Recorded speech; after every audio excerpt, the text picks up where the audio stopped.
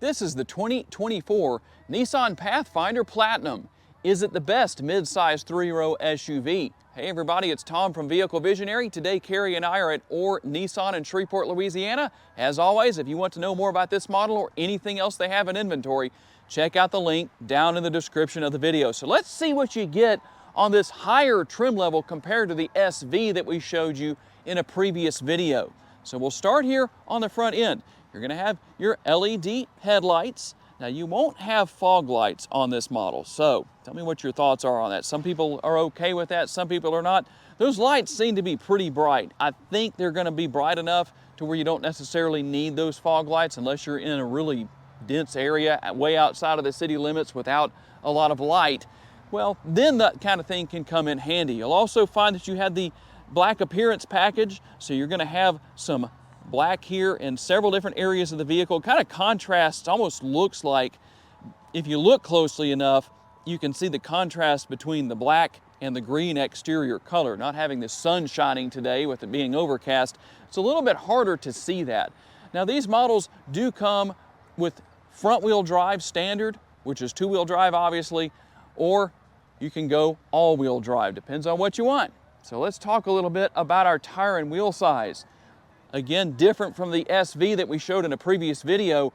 This one is going to be 255 on the width, a 50 series sidewall, and it's going to be wrapped around those 20-inch wheels. And have your side view mirrors right here. Turn signal indicators built in. That is a good advantage of not having the sun shining today, is that we can show you that. Now they're going to be manually folding side view mirrors. A little hard to fold there, but they do fold. Power adjustable, and they do have blind spot monitoring built in, something that I know is important to a lot of people. That's nice to have, I have to admit. Now here with the remote, I'll just show you what's here. So you're going to have remote start, the main thing all of you want. Obviously you'll have lock and unlock, your panic button. All those normal things are going to be here. Now something that is here that will set this model apart a little bit, you're going to have some chrome as far as your trim goes, not only here on this lower portion of the windows, but also down on the lower portion of this area right here. You're going to have the Pathfinder logo built in, kind of stamped in right there.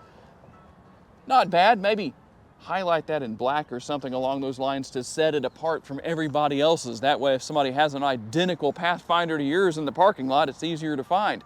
And you'll have your roof rails with the crossbars up there. That's always useful because it gives you additional cargo capacity. Can't go wrong with that. You have your privacy glass back here, and we finish things off with our LED tail lights. We're going to have the rear roof spoiler to help air to flow over the rear window when the vehicle is in motion, and your rear window wiper. Yeah, I do prefer to have the rear window wiper tucked away up here. Not everybody does that, just one of those things. And the Pathfinder logo right here almost seems like that should maybe be in a little bit brighter color, something to really stand that out. But again, we had that black appearance package, so that's, I guess that will fit in where that's concerned. And you'll have some silver down here. That probably wouldn't look too good if that was all chrome. So I think that works just as well. And something else that we didn't have on the SV trim level is you'll notice the sensors around the vehicle, so you're going to have a lot of great safety features as you step up. You're going to pay a little bit more for that, but you know what? Sometimes it's worth that extra money for that extra peace of mind. And for you people who say, you know what, Tom, I'm anti-turbocharger, here's a good option for you. 3.5 liters of naturally aspirated six-cylinder. It makes 284 horsepower, 259 on the torque, and it's mated to a 9-speed automatic transmission. And we'll work our way over here to the window sticker so we can give you the MPGs on this particular model. Here's what the sticker says: 20 miles per gallon city, 27 highway, 23 combined, 4.3 gallons of gas per every 100 miles driven. Now we'll work over here to where the gas door is so we can open that up and tell you that this model has capless fuel fill, and when you fill up, that's going to be filling a 19.5 gallon gas tank. And towing is near the top of the class with the Pathfinder. If you go front wheel drive, you're looking at 3,500 pounds, but all wheel drive is what's going to put you up there. That's going to take you to 6,000 pounds. And good news is that with this model, we have Tom's lack of experience on using the motion sensor right there for the hands-free tailgate. Now, I want you to notice something here. The tailgate is really low. How do you fix that? Very easily. You can raise it or lower the tailgate to wherever you want it to be. You're going to hold the button down, and all you do, listen for the beep. So once it beeps, you don't have to hold it down anymore. So here's what's going to happen. Now I'm going to just show you how this works in real time, and let's see if I learned how to use the hands-free feature this time. We'll let that close, and we should be good on that. There we go, I got it that time.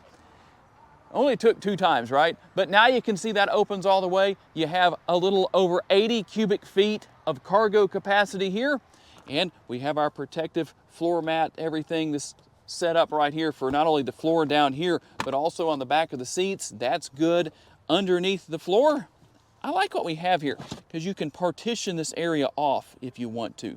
So you could put one or both partitions in and use this area. You could put whatever you want in there, snacks and whatever. There's a lot of different things you could do with that. You also have a 12-volt power outlet right here. So there's a big advantage for tailgating. You've got hangers back here if you want to use those. You've also got the tie downs right here as well. Kind of hard to get my finger under there, but there we go. And then let's take a look at maximizing cargo space. So I'm going to let down the headrests on each of these, and then all I have to do is push these down. Now make sure you do this if you have a Pathfinder. You've got Velcro right here on the back, and that Velcros to this area right here. I don't have that in there perfectly, but the advantage to that is that when I go to pull the seat back up, I don't have to reach way into the interior to get that release or to get that strap so that I can pull everything back up. And for those who want to see maximized cargo space, well, here's what you have. That's how you get to that 80.5 cubic feet of space. There is quite a bit of space in here. And the good news is that obviously if you need to just have something on one side, you can do that with your 60-40 split seats right here. So a lot of options to configure things based on your needs and different situations. And here we go, talking about what your second and third row passengers will find with the door panel right here. Let Kerry show you what's going on that side. I'm gonna let him give you the armrest test. Let's see what the verdict is. Thumbs up, thumbs down. Yeah, it's pretty comfortable. I think that's a good thing. You'll also find the privacy shades, which we can put in place right here. You can do that manually. So if your middle row passengers want some privacy, or maybe you're driving through the Mojave Desert and it's really hot outside, well, maybe that'll help eliminate some of that sun coming into the interior. Another way to do that would be to draw the shade forward on the panoramic sunroof. That's just my segue into telling you that there's a panoramic sunroof here, because I know a lot of you like that. That front portion does tilt and slide open. And back to the door panels right here real quick. We do have a couple of cup holders, very large by the way, so you could put some pretty big drinks in there, bottle holders or bottles, whatever. And then the grab handle right here that's used for closing the door, that is so big that it can also be used for storage. And the door bin down here. Plenty of space for large bottles, whatever the case is. Anything that can fit in there, well, can fit. And I really like this interior. It's just nice. I'd say it's almost on the cusp of being called plush because not only of the color combination, but the design. When you look at that design right there in the seat back and in the cushion, it just takes it to a different level. I think that's a good thing. Not all of the competitors do that. And the good news for third row passengers is that these seats can move forward. I like the fact that it doesn't go all the way up here. Somebody could potentially have it to maybe this place and still have some leg space. But speaking of that, how do you gain access to the third row? This can be done from the driver or the passenger side. There's a button down here on this section. You can see that on the screen right now. All I'm going to do is just push that button, nothing else I have to do. I may need to push that up just a tiny bit, not a big deal, but let's do this. And I'm gonna get in back here and we'll bring this seat forward, let Kerry hit his button real quick. And notice I don't have the seat all the way back. So there is some room left where it could come back to my legs. It could also go forward. So there is additional space back here. And by the way, these seats do recline. Let's see if I can do this for you real fast here. There we go. See how much further back that goes than what I have right here in the seat that I'm sitting in? So there is recline built into these seats. Over here on this section, we'll find Cup holders again, a couple of cup holders right there. Let me grab the camera and I can show you real quick. And hidden away right here, a USB option. And we're obviously going to have the same thing on both sides, just so that you can see what's there. I like the fact that the air conditioning vents are in the roof. They're not low down in this area, such as the Honda Pilot has and a couple of other competitors as well.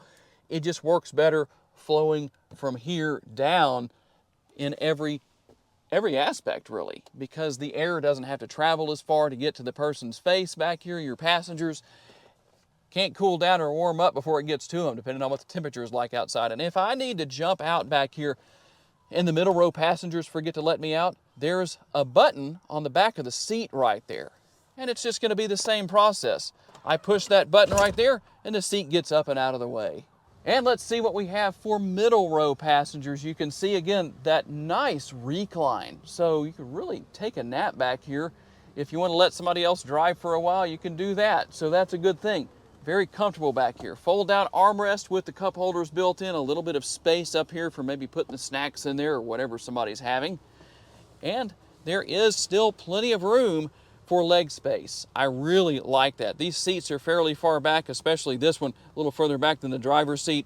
So I still have plenty of room. I like that. That's one reason you have this area that's kind of recessed in this portion of the seat. That helps provide more leg space, even if the seat were further back, as opposed to having it just go straight down like this. You will find the rear seat pockets, and so that's gonna be on both sides. A very flat floor back here. No transmission tunnel, so whoever gets stuck here in the middle seat, well, they won't be so uncomfortable unless they're claustrophobic. The command center on the rear of the center console, everything for the seats. The outboard seats are heated. You can control temperature, fan speed, everything, direction, all of that is here. And you will find the addition of a power outlet right here in addition to the two USB options. And if you came in to Orr Nissan and you said, you know what, I saw Tom and Carrie's video, what's it gonna cost me if I buy this particular model in this particular trim level, $52,395. Let's see what else you're gonna get for what you're paying for. And we'll start over there with the passenger side door panel. It's gonna be a little different than what we saw in the rear. Is it just as comfortable as far as the armrest goes? Carrie says it is. Now you will find some gloss black up there around some of the controls. You might have to wear some gloves so it doesn't get all fingerprinted up. If Monk is driving with you, yep, you better wear your gloves. Otherwise, maybe no big deal.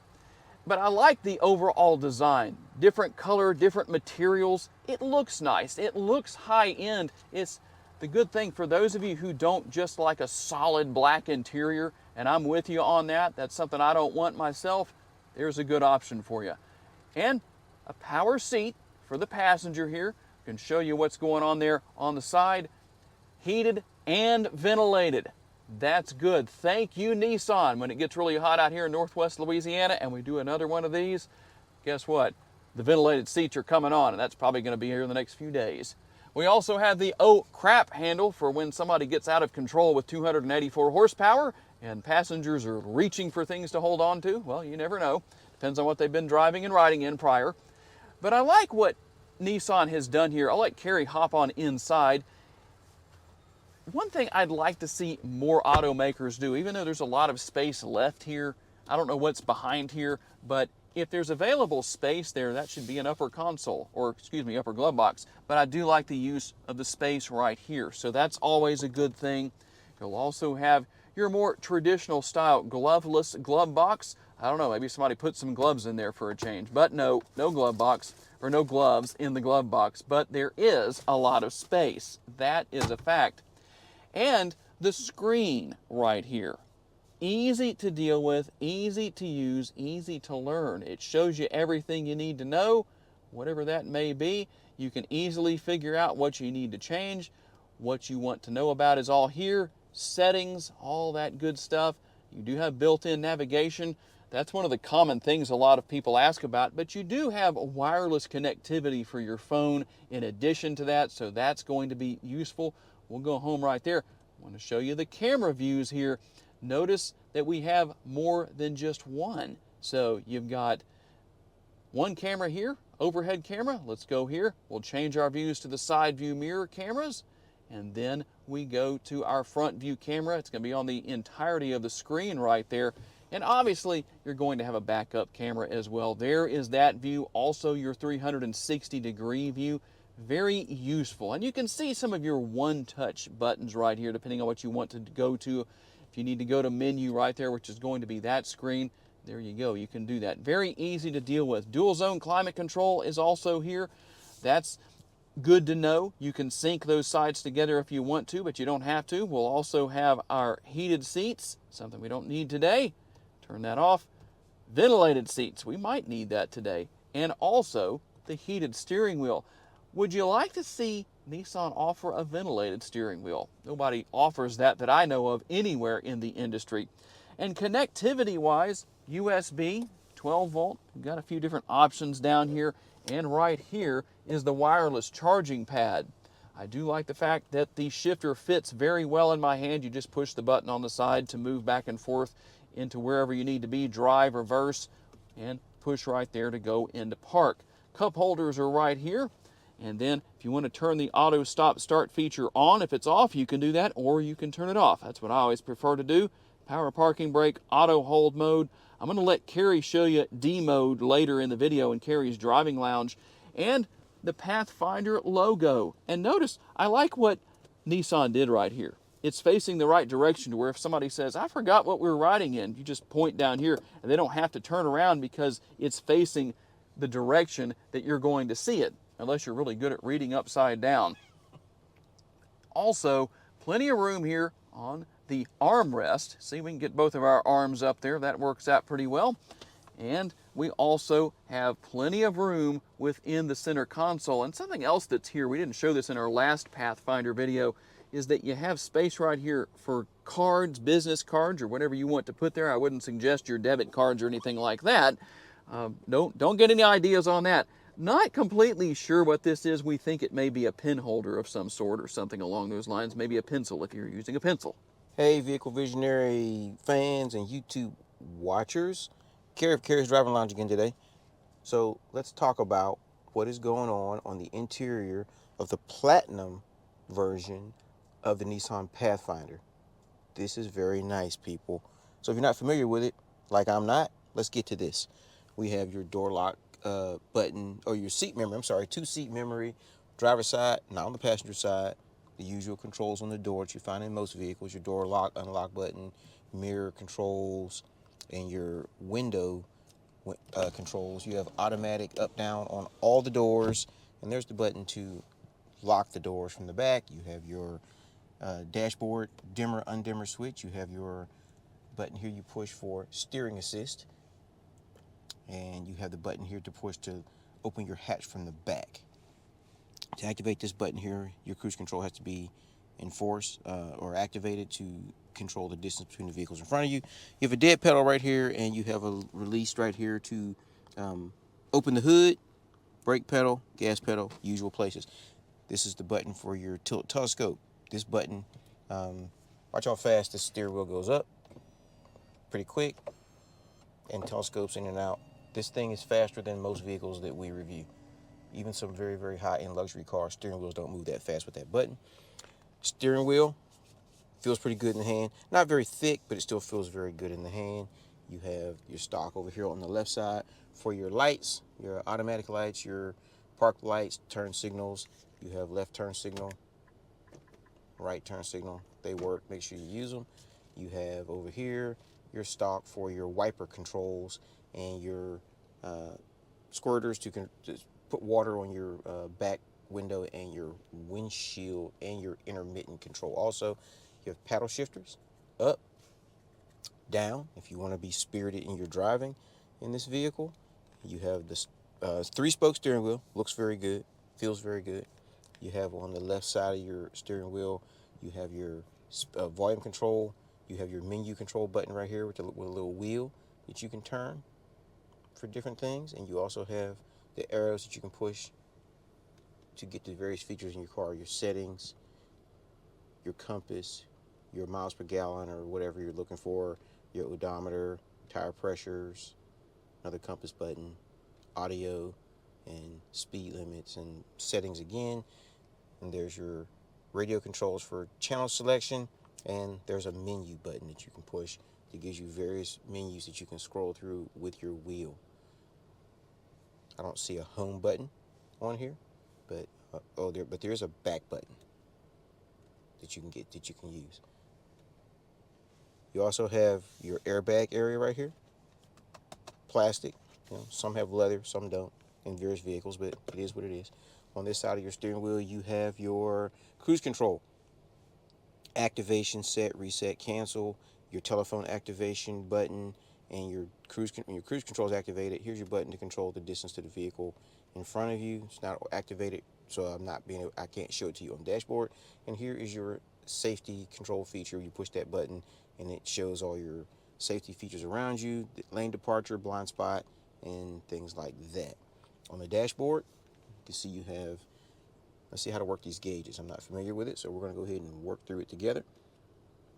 Let me see here. How do we get this to change to, let's figure this out. There's a menu button. Change. There we go. So, see how easy that was? You have to go through the menu and just figure it out. You have RPMs on the left. This vehicle goes to 8,000 RPMs, and you have the speedometer on the left. It says 140. I don't know if it'll go that fast, but there it is. You also have your 9 miles on this vehicle because it's brand new. Your fuel tank will hold 359 miles on this particular tank that's in there in the gas tank. There's your fuel gauge button right there. It also shows that your fuel door is on the driver's side. There's your coolant temperature button right there. There's a clock and there's a temperature gauge right there. And this vehicle also has heads-up display. Hopefully you can see that. Very, very bright and clear for where I sit, but I don't see a button to adjust the height of it. But wait a minute. I think I found it. Nope, I didn't find it. Nope, that's on and off. So this button right here that I thought was for one thing is actually for your heads-up display. You push that button and it turns it off. You push it back and it turns it on. So now we know what that button there is for. That's what happens when you hunt and peck through these things when you're not familiar with them. Down here, let me see if I can get this camera out of the way of my leg. There's a storage area down here below the center console. It's very, very wide. I'm sure you can fit a purse or something in there. There's no connectivity in there, but it is there for whatever you might need. So up top here, we have the controls for the sunroof. This button here opens and closes the roof. When you push that button back, the roof slides and it goes back. And the opposite direction sends it back to closed. The second button is for the shade. You push the shade button and it closes. This has a 2-stage shade button that when you open the shade on one pull, even if you hold it, this happens, it goes back that far and stops. If you want to go back the rest of the way, you have to push the button a second time to get it to open completely. And if you want the shade to close completely, you have to hold that, you have to push that button twice. Even if you hold the button, the shade will not go all the way closed. It will stop halfway, and then you have to push the button again to get it to close. As you can see right there. Visor. The visor does extend. Let's see how far it extends. It extends all the way out, which is very good. And inside that visor, you have a mirror with a light. And you have a seatbelt adjustment button here for up and down of the seatbelt. So depending upon how tall or short you are, the seatbelt doesn't cut into your neck. Tom already discussed the grab handles, which is on every door, front and back. Everybody has that feature there. And one more thing here, the drive mode selector. They call it D mode, not drive mode, but we'll hit that button and let's see what we get here. Drive mode, we have tow, sport, standard, eco, and snow. And there you go. Those are the driving features that you get with this vehicle. And right there on the left of the steering wheel, you have a gauge that a meter that tells you, gauge meter, whatever you want to call it, indicator that shows what we're in. For driving, we're in park, neutral, reverse, and then again, like Tom said, you push the P button and the vehicle goes back to park. So there you have it, people. For the Platinum Edition of the Nissan Pathfinder, this is a very, very nice vehicle that you should consider if you're shopping. If there's something else you want us to do driving lounge on, which would include the entire vehicle, let us know. Go to the channel, like, subscribe. See you next time, folks. And one thing we forgot to mention earlier in the video. What happens when you push this button? Another one of those favorite features a lot of you have is that we have power folding side view mirrors. You might have thought I forgot, but for those of you who made it to this point in the video, now you know that, well, I didn't. All right, here we go out on our test drive real quick. I'm gonna have to take this corner a little sharper than I'd like to because I got this truck trying to turn, but let's listen. Even with the 20-inch wheels on this particular model of the Pathfinder, we still really had a very smooth experience over the railroad tracks. Those have officially become the testing ground for our videos as far as shocks and suspension go on these vehicles. Very comfortable. The ride quality is good. You'll notice a little bit of a difference if you go with the 18-inch wheels on, say, the SV trim level, as we did in our previous Pathfinder video, a few videos back from when you're watching this. But one way or another, you're really gonna find that not only is the ride quality good, but you'll also find that the interior itself is very, very comfortable. I really like the look here. It not only looks nice, you don't sacrifice comfort to have a nice looking interior. I like the contrast of the colors. That's a good thing. And obviously front wheel drive, well, that can work for a lot of people, but if you need all wheel drive, especially if you live somewhere where you deal with a lot of ice and snow and all that kind of stuff, well, then you do need all wheel drive, that's for sure. And you have your snow mode, so well, you really have a really good situation, enough ride height above the ground to where you shouldn't have any trouble getting down the road once things have been plowed, or if you're in an area where maybe people are just driving and leaving ruts, but you still have that section in the middle that can tear up the bottom of a car that's lower to the ground. We found out about that in Northwest Louisiana a few years ago. We do get snow around here occasionally. Ooh, I like that. That feels good. Thank you. That's how good of a friend Carrie is to me. Turned my ventilated seat on. Now I'm even more comfortable than I was. Man, that feels good. And what's interesting is that it was just like that. I saw him reach down there and turn it on. It is on 3 stages, so it's got as much as it can get. Instantly nice and cool. I like that. That's good. We have a good humid day here, so it's a little muggy. Technology is easy to use. That is a given. No big deal. I like the fact that the infotainment screen has a nice modern look to it, but it's also simplistic. There's not an overload of all these menus and sub-menus and all that kind of stuff that you have. So, and you have all your typical safety features that you're going to expect to have here. Everything is here. There's a lot going on here. If you plan on buying a Pathfinder, what trim level suits you best? Okay, tell me what you think down in the comments section. Is the 2024 Nissan Pathfinder Platinum the best midsize 3-row SUV? Tell me what your thoughts are. I definitely have to say personally, I think it is at the top of the class. It's absolutely one of the best, say, top 2 or 3, that's for sure. That's my thought on it. For those of you who want me to answer the question for you, I'd rather have you answer it for yourself because, well, if you disagree and you think something else is better, what is it? Always curious to know. I do want to say a special thanks to our friends at Or Nissan here in Shreveport, Louisiana for loaning us this Pathfinder for the day, and a special thanks to each and every one of you for giving us the opportunity to give you a vision for your next vehicle. If you enjoyed this video, make sure to hit the like button. If you haven't subscribed just yet, please make sure to do that. And if you'd like to learn about additional vehicles you may wish to consider purchasing, that video right there is what you need to click on, and we'll see you there.